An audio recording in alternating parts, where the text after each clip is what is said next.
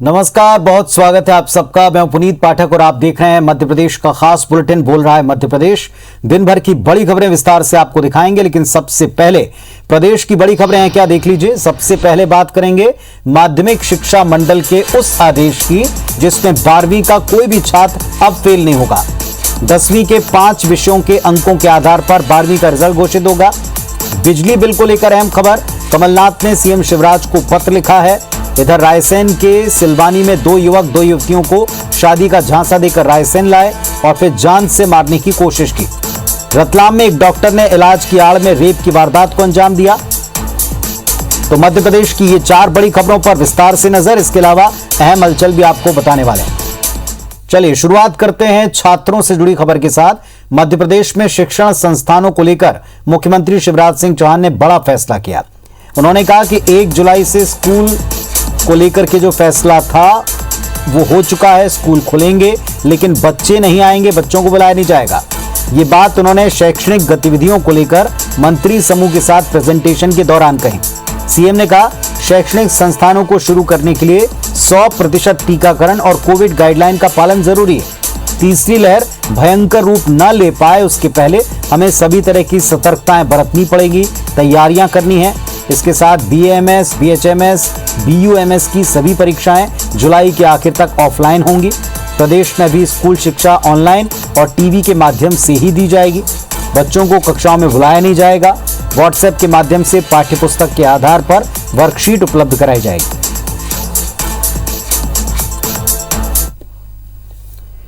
मध्य प्रदेश में 12वीं के रिजल्ट का ब्लूप्रिंट तैयार हो चुका है। बोर्ड की 12वीं परीक्षा का नतीजा 10वीं क्लास के 5 विषयों में आने वाले सबसे ज्यादा अंकों के वेटेज के आधार पर बनेगा। इसके अनुसार कोई भी छात्र फेल नहीं किया जाएगा। हालांकि इसकी विस्तृत गाइडलाइन बनाने के लिए एक बार फिर मीटिंग हो सकती है। वेटेज को लेकर अब स्थिति साफ नहीं है।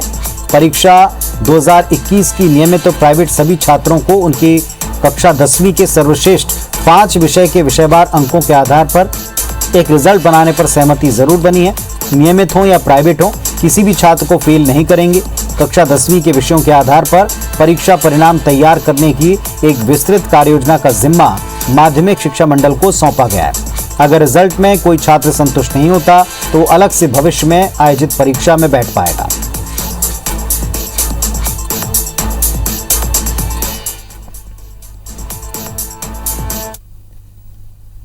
मध्य प्रदेश में अगस्त सितंबर में तीसरी लहर की संभावना और कोरोना के डेल्टा प्लस वेरिएंट के मामले सामने आने के बाद सरकार टीकाकरण पर जोर दे रही है। मुख्यमंत्री शिवराज की अध्यक्षता में वैक्सीनेशन के मंत्री समूह की बैठक हुई, जिसमें स्वास्थ्य मंत्री डॉक्टर प्रभुराम चौधरी और प्रदेश के चिकित्सा शिक्षा मंत्री विश्वास सारंग शामिल हुए। बैठक के बाद सारंग ने बताया कि मध्य प्रदेश 2 करोड़ वैक्सीन लगाने वाला प्रदेश बन चुका है। अब हम विशेष तौर से सेकेंड डोज को लेकर कैंपेन करेंगे। इसके लिए सीएम के निर्देश हैं। साथ ही सार्वजनिक स्थान जैसे सिनेमा हॉल, उस पर भी विचार हो रहा है कि उन्हें खोलें। सिनेमा हॉल में दर्शक पूरी तरह से वैक्सीनेट होने के बाद ही प्रवेश कर पाएंगे, उसकी तैयारी है। कोचिंग क्लासेस के फैकल्टी मेंबर्स और स्टूडेंट के वैक्सीनेशन के लिए एक अभियान चलाया जाएगा। वैक्सीनेटेड कोचिंग सेंटर को खोलने पर विचार किया जा सकता है। अब हम विशेष रूप से जो हमारा सेकेंड डोज है उसको लेकर कैंपेन करेंगे। सिनेमा हॉल में दर्शक पूर्णतः वैक्सीनेटेड होंगे तो हम उसको उस एक्टिविटी को भी अलाउ करेंगे, और वैक्सीनेटेड यदि कोचिंग हो जाएगी तो उसको भी खोलने की अनुमति देने पर हम विचार करेंगे। जो नगर पंचायत हैं जिन्होंने 100% जितने लोग जिन लोगों को वैक्सीन लगना थी उन लोगों को लग गई है, उनको माननीय मुख्यमंत्री जी जल्दी ही उन लोगों को सम्मानित करेंगे। मध्य प्रदेश के पूर्व मुख्यमंत्री कमलनाथ ने सीएम शिवराज सिंह चौहान को चिट्ठी लिखी। कमलनाथ ने अपने खत में प्रदेश के हर वर्ग का 3 महीने का बिजली बिल माफ करने की मांग की। कमलनाथ ने लिखा कि कोरोना कर्फ्यू के 3 महीनों के दौरान हर वर्ग आर्थिक तौर पर तंग रहा। हजारों लोगों की नौकरी चली गई और ऐसे में बकाया बिजली बिल की वसूली को छोड़ देना चाहिए। कमलनाथ ने अपने पत्र में बढ़े हुए बिजली दरों के प्रस्ताव को रद्द करने की मांग भी की। कमलनाथ ने पत्र में लिखा है कि कोरोना काल में पेट्रोल डीजल के दाम बेतहाशा बढ़ रहे हैं, जिसकी वजह से आम आदमी का जीना दूभर है। लिहाजा आम आदमी को राहत देने के लिए सरकार बिजली बिल माफ करने के साथ साथ प्रस्तावित बिजली की बढ़ी दरों का उसे रद्द करने का काम करे।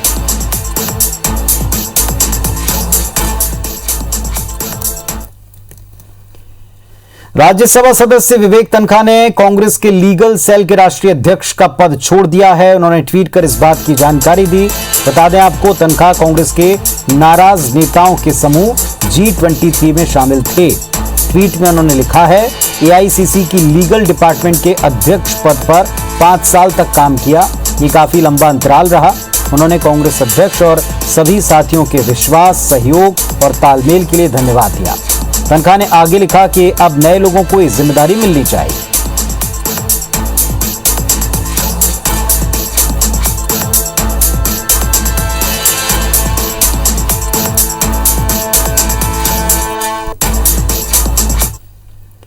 मध्य प्रदेश कांग्रेस प्रभारी मुकुल वासनिक जल्दी ही प्रदेश के दौरे पर आने वाले हैं। दरअसल मध्य प्रदेश कांग्रेस में संगठन विस्तार प्रस्तावित है।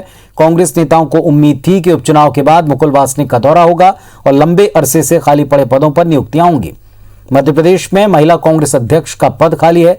मांडवी चौहान के निधन के बाद खाली पड़े महिला कांग्रेस अध्यक्ष पद पर नाम का ऐलान होना था। हालांकि इसके पीछे बड़े नेताओं की लॉबिंग को एक वजह बताया जा रहा है कि अब तक ये नाम सामने नहीं आया। कांग्रेस के सीनियर विधायक गोविंद सिंह ने कहा कि जल्दी नियुक्तियां शुरू होंगी। उधर भारतीय जनता पार्टी के नेता राहुल कोठारी ने कहा कि कांग्रेस पहले गुटबाजी से तो उबर ले, इसके बाद विस्तार होगा। माननीय मुकुल वासनिक में कई दायित्व हैं और वो अभी बेचारे स्वयं कोरोना में पीड़ित हुए थे। उनके परिवार के लोग भी थे, उनको परेशानी में रहे। अब उनको सूचना आई है, तत्काल वे मध्य प्रदेश में आके संगठन में गति देंगे और सब कार्यकर्ताओं को सक्रिय करेंगे। निश्चित रूप से राजनीतिक दल कोई भी हो, जब तक उसके इस तरह के प्रकोष्ठ मोर्चे मजबूत नहीं होंगे, कोई काम धरातल पर होता नहीं है। लेकिन कांग्रेस पार्टी जो है वर्तमान में कमलनाथ फोबिया से त्रसित है। जब तक वो यहाँ से गद्दी नहीं छोड़ेंगे या नेता प्रतिपक्ष की और अध्यक्ष की, जब तक कांग्रेस पार्टी के कार्यकर्ताओं का भला नहीं होने वाला। इधर पूर्व सीएम और राज्यसभा सांसद दिग्विजय सिंह ने क्लब हाउस लीक्स नाम के ट्विटर हैंडल के खिलाफ साइबर सेल में शिकायत कर दी है। अपनी लिखित शिकायत में कहा है कि ट्विटर हैंडल के जरिए कांग्रेस पार्टी और कांग्रेस के नेताओं की छवि खराब करने के लिए झूठे और भ्रामक ट्वीट्स किए गए, साथ ही उनकी छवि बिगाड़ने का प्रयास है। अपने इस आरोप को सिद्ध करने के लिए उन्होंने क्लब हाउस लीक्स अकाउंट से किए गए एक ट्वीट का हवाला दिया। दिग्विजय सिंह ने कहा कि उनके ऑडियो के साथ छेड़छाड़ की गई है, ऐसे लोगों के खिलाफ FIR होनी चाहिए। इतना ही नहीं, उन्होंने क्लब हाउस चैट और ट्विटर को नोटिस देने की बात कही।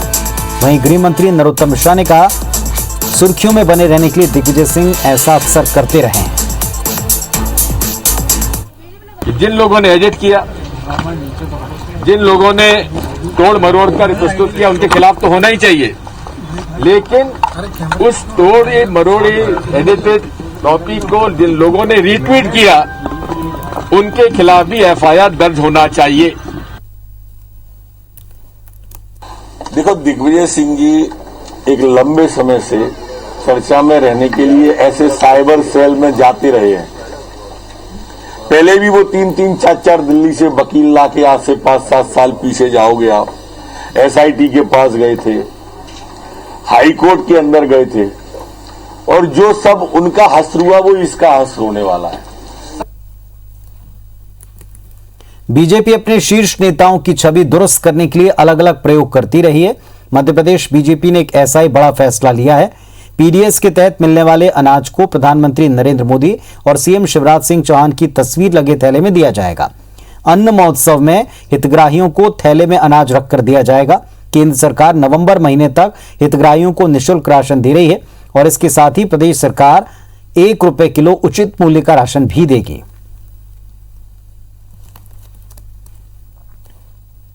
जो बैग रहेगा बड़ा मजबूत बैग रहेगा, अच्छा बैग रहेगा।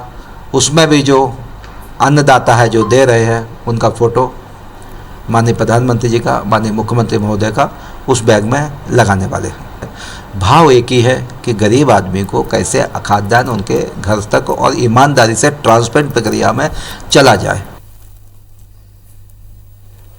कोरोना संक्रमण थोड़ा कम क्या हुआ, लापरवाही की तस्वीरें भी दिखने लगी। लापरवाही बरतने में आम लोगों से लेकर माननीय तक शामिल हैं। सत्ता और विपक्ष दोनों के कई नेता इन दिनों बड़े बेपरवाह से हैं। कृषि मंत्री कमल पटेल अक्सर बिना मास्क के ही दिखते हैं।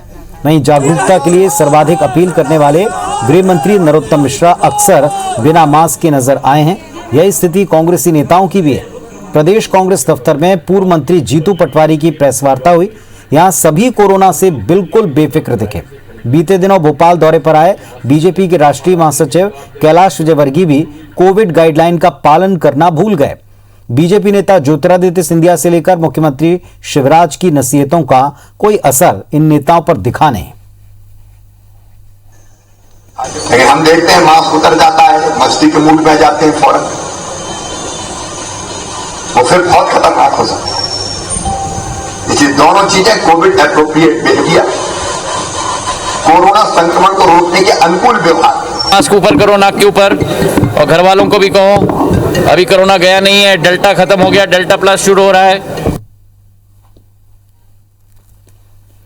कोरोना संक्रमण की संभावित तीसरी लहर को लेकर मध्य प्रदेश में तैयारियां जारी हैं। सरकार अस्पतालों में बेड बढ़ाने की ओर काम करती है, तो वहीं स्वास्थ्य विभाग हर साल चलाए जाने वाले दस्तक अभियान को बढ़ाने जा रहा है।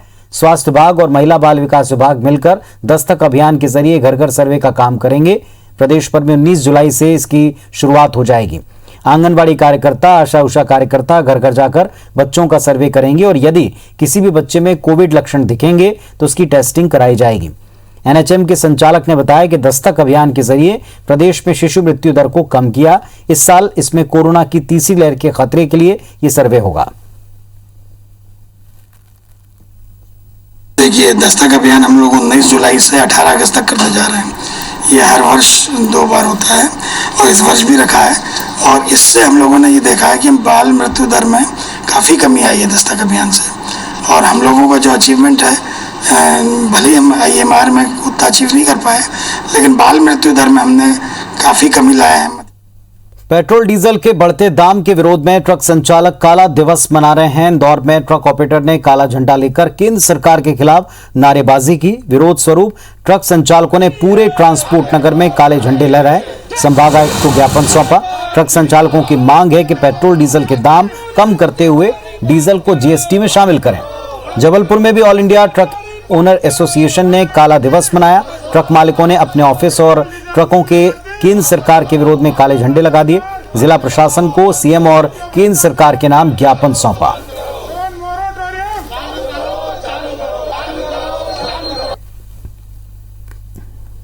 पेट्रोल डीजल मूल्य बेहताशा वृद्धि के विरोध में, RTO भ्रष्टाचार के विरोध में और लोन मोरेटोरियम हमें दिया जाए, इन्हीं मुद्दों को लेकर हमने आज सांकेतिक सरकार को चेताने के लिए काला दिवस मनाया है। डीजल के मूल्यों में बेहताशा वृद्धि, एक साल के अंदर 28 रुपए की वृद्धि की गई है। ई-वे बिल की विसंगतियां हैं, इसलिए ये एक दिन का काला दिवस मनाया जा रहा है। अगर सरकार नहीं मानी तो अगस्त में अनिश्चितकालीन हड़ताल की जाएगी। रतलाम में एक तथाकथित डॉक्टर की शर्मनाक करतूत सामने आई। यहां डॉक्टर अब्दुल जलील ने इलाज के लिए अस्पताल में आई नाबालिग से दुष्कर्म किया। पूरा मामला जवाहर नगर क्षेत्र स्थित धन्वंतरी आयुर्वेदिक अस्पताल का है। एक नाबालिग इलाज के लिए पहुंची थी। इसी दौरान डॉक्टर ने उसके साथ दुष्कर्म किया और फिर फरार हो गया। आरोपी डॉक्टर केरल का बताया जा रहा है। ये डॉक्टर कई दिनों से आयुर्वेदिक पद्धति से लोगों का इलाज कर रहा था। सोशल मीडिया के जरिए डॉक्टर इलाज का वीडियो पोस्ट करता था। औद्योगिक थाना पुलिस ने आरोपी डॉक्टर को गिरफ्तार कर लिया। उसकी डिग्री और असलियत जानने का प्रयास हो रहा है। आशंका है कि डॉक्टर ने कई और मरीजों को भी अपना शिकार बनाया होगा। सूचना मिली थी कि ये पंचकर्मा का एक डॉक्टर है, कालीकट केरल का रहने वाला था, अब्दुल जलील नाम है उसका।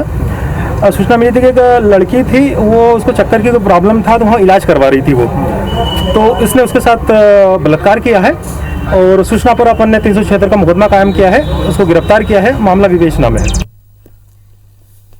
रायसेन जिले के सिलवानी में प्रेम प्रसंग का एक अनोखा मामला दिखा, जहां भोपाल से 2 युवक 2 युवतियों को शादी का झांसा देकर रायसेन लाया गया और सिलवानी के जमुनिया घाटी में मौत के घाट उतारने की कोशिश की। युवतियां किसी तरह बचकर सड़क पर पहुंची और वहां से एम्बुलेंस से सिलवानी स्वास्थ्य केंद्र, जहां प्राथमिक इलाज के बाद उन्हें रायसेन जिला अस्पताल रेफर किया गया। भोपाल के अशोका गार्डन के दोनों सगी बहनों को निखिल और करण नाम के युवक शादी का झांसा देकर रायसेन ले गए थे। पीड़ित युवतियों ने बताया कि युवकों से 3 साल पुरानी दोस्ती है। उन्होंने कई बार दुष्कर्म किया। बाद में रायसेन में रहने का बहाना बनाकर वहां लेकर आए और मौत के घाट उतारने की कोशिश की। आरोपियों के खिलाफ सिलवानी थाने में केस दर्ज किया गया है। निखिल के जरिए हमारी करण से मुलाकात हुई। ऐसे हम लोग का ऐसे मुलाकात ऐसे चलते चलते टाइम हो गया, तो उन्होंने बोले कि तुम लोग भी चलोगे, हमारा ट्रांसफ़र हो रहा है बाहर और अपन शादी करके वहीं शिफ्ट हो जाएंगे। निखिल ने मारने की कोशिश करी, चाकू से हमला करा, लेकिन वो नहीं हो पाया, तो इन्हें पत्थर से सर फोड़ फाड़ के खाई में फेंक दिया। ग्वालियर के वन विभाग द्वारा अवैध पत्थर की 3 खदानों पर बड़ी कार्रवाई की गई, लेकिन इस कार्रवाई से पहले इस बार पुलिस बल और राजस्व विभाग के अधिकारियों को साथ लेकर कार्रवाई की गई। सफेद पत्थर के अवैध उत्खनन वनकर्मियों पर हमले के लिए सबसे ज्यादा कुख्यात लोंदूपुरा और तिलावली में कार्रवाई की गई। संवेदनशील क्षेत्र में अकेले वन विभाग ने कार्रवाई करने की बजाय 4 थानों की पुलिस को मौके पर ले गई। 3 खदानों पर टीम ने तलाशी की और छिपाकर रखे गए 18 घन मीटर पत्थर को तोड़कर नष्ट कर दिया गया। सोन चिरैया अभ्यारण्य और घाटी गांव वन क्षेत्र में सफेद पत्थर की लगातार अवैध खनन को लेकर यह एक्शन लिया गया।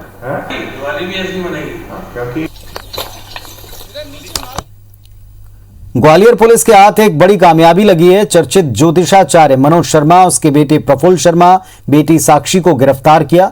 इस गैंग पर 10,000 रुपए का इनाम था। दरअसल शहर के तानसेन नगर में रहने वाला ज्योतिषाचार्य मनोज शर्मा बेहद शातिर ठग है। उसके इस काम में पत्नी, बेटा और बेटी शामिल हैं। उसके यहां शहर के बड़े बड़े व्यापारी, कारोबारी नेताओं का आना जाना था। ये तंत्र मंत्र और ज्योतिष के जरिए बड़े लोगों को उनके घरों में पैठ बनाते थे और फिर उनके कारोबार, ठेकेदारी या खदान के काम में मंदी को ज्योतिष से दूर करने का झांसा देते थे। बीजेपी के एक नेता को बालाघाट में अपनी खदान में पार्टनर बनाने का झांसा दिया और 70 लाख रुपए के ठगी कर ली और इस तरह विदेश से लौटे इंजीनियर से 54 लाख रुपए और गहने ठगे। फिलहाल पुलिस आरोपियों से पूछताछ कर रही।